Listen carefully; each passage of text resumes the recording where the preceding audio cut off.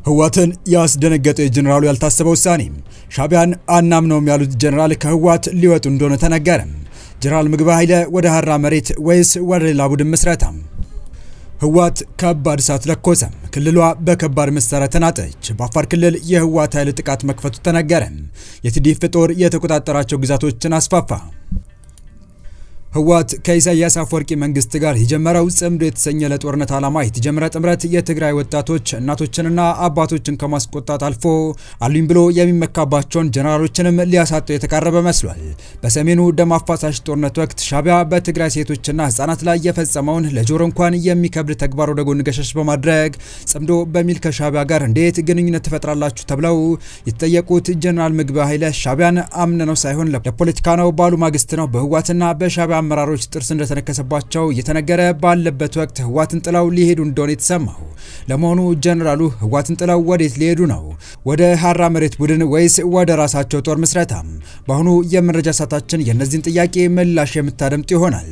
በሌላ በኩል ደግሞ ወደ አፋር ክልል መሳሪያዎችን ጭኖ በገባ ማግስት በኢትዮጵያ አየር ኃይል በተወሰደበት የተሳካ የድሮን ጥቃት ከባባድ መሳሪያዎቹ ሳይቀር የወደሙበት የህዋት ጦር በድጋሚ በአፋር ክልል በከባባድ መሳሪያ የታገዘ ጥቃት መክፈት መጀመሩ የተሰማውን አክለን ይዘን ተገኝተናል። ሰላም ውድ የሉሌ ቤተሰቦች እንደምን አላችሁ? ቻናሉን ሰብስክራይብ፣ ላይክ፣ ሼር ያደረጋችሁ እስከ መረጃዎቻችን ፍጻሜ አብራችሁን ቆዩ።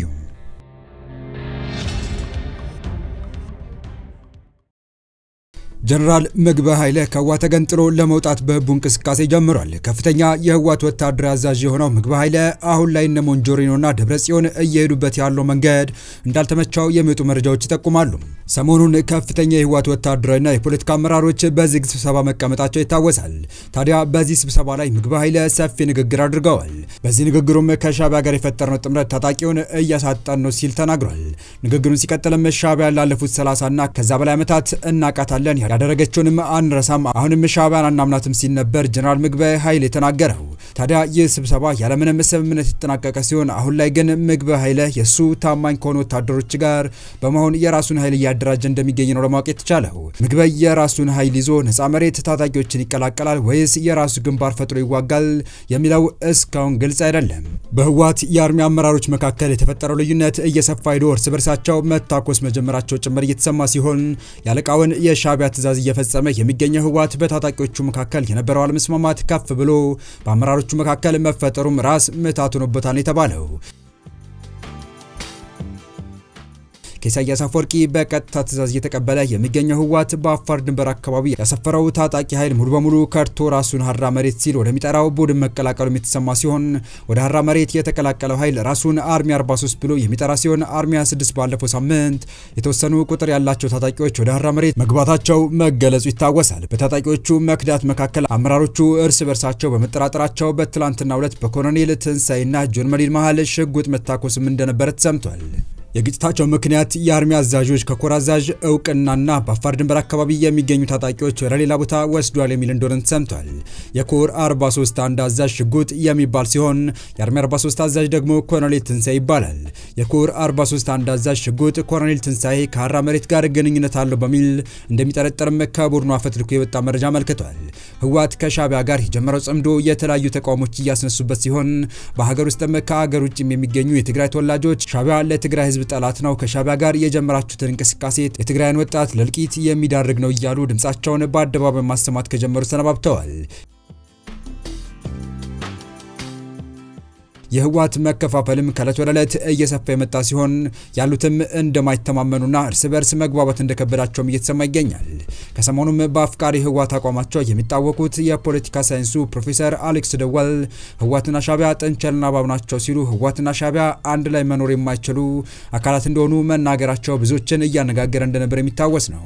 የህዋት ሰዎች ከኤርትራ መንግስት ጋር የሚያደርጉት ትብብር ጥንቸልና ኮብራ ባብ በአንድ ገበታ ላይ የመቅረቢያ ያላደገኛ እርምጃ መሆኑን የህዋት ጥብቅ ወዳጅ ፕሮፌሰር አሌክስ ደወል ገልጸዋል።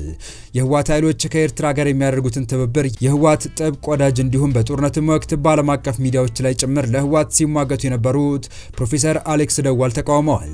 ከኤርትራው ፕሬዝዳንት አቶ ኢሳያስ አፈወርቂ ጋር የህዋት ኃይሎች ውል ለማሰር የሚያደርጉት ሙከራ ጥንቸልና ኮብራ ባብን አንድ ገበታ ላይ እንዲቀርቡ የማድረግ ያህል አደገኛ ነው ሲሉ አሳስበዋል። ውጤቱ ምን እንደሚሆን እናውቃለን፣ ማን እንደሚውጥም እንዲሁ ሲሉ ነበር የገለጹት።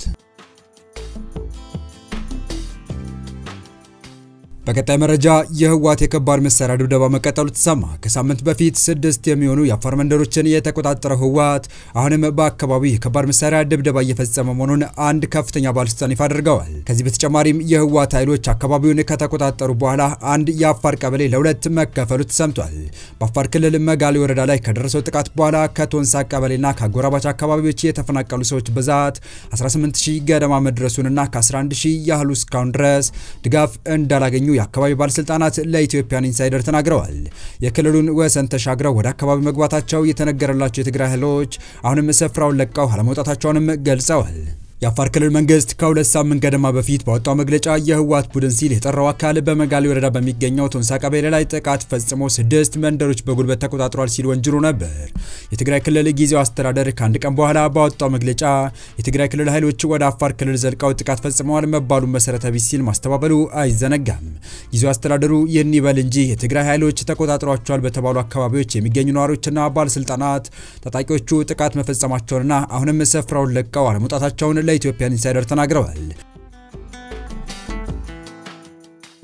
አንድ የቶንሳ ቀበሌ ኃላፊ የትግራይ ኃይሎች ሲሉ የጠሯቸው ታጣቂዎች ከሁለት ሳምንት በፊት የያዟቸው ከሚልኪ ዋራአ፣ ሚላ፣ ከረፈቱ፣ ከአሶባራና ከረመዋጋ የተባሉ አካባቢዎች አሁንም በእነርሱ ቁጥጥር ስር መሆኑን ገልጸዋል።